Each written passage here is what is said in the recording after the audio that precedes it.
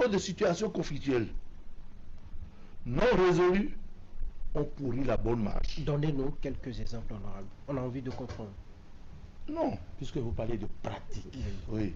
Voyez-vous, quand vous êtes dans un groupe comme ça, que vous avez au dos tout un peuple, vous avez à manager de sorte que ce peuple-là voit en vous des éclaireurs qui puissent le conduire vers la terre promise. Lorsque, au sein de l'appareil qui dirige ces structures, il y a des scissions, des divisions qui sont nées.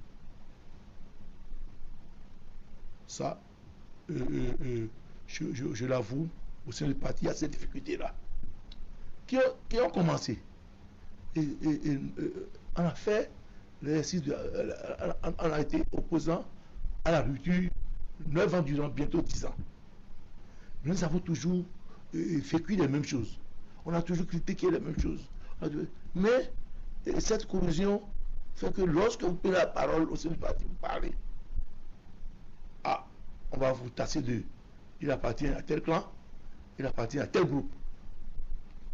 Bon, là, je ne vais pas attaquer le président du parti, parce que c'est un responsable, a été dirigeant du pays pendant 10 ans.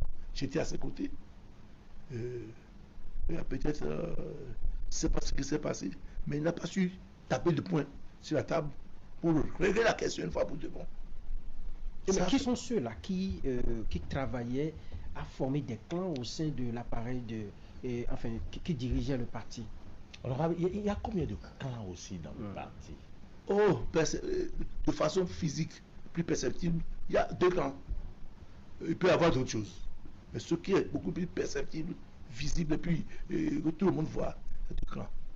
Ah, ceux-là, ils suivent tel leader. Ceux-là, ils suivent l'autre leader. Et ce faisant, quand vous voulez prendre la parole dans un milieu comme ça, vous êtes gêné. Parce que lorsque vous allez poser votre diagnostic, si vous allez parler, on vous classe catégoriquement dans l'un des clans ou l'autre. Ça fait que le dialogue libéré au départ dans ce parti-là a commencé à chanceler. Lorsque vous êtes dans un milieu comme ça, et qu'en face, quelque chose se fait, nous voyons, nous critiquons, nous apportons. On a voté tout le temps contre les choses à l'Assemblée.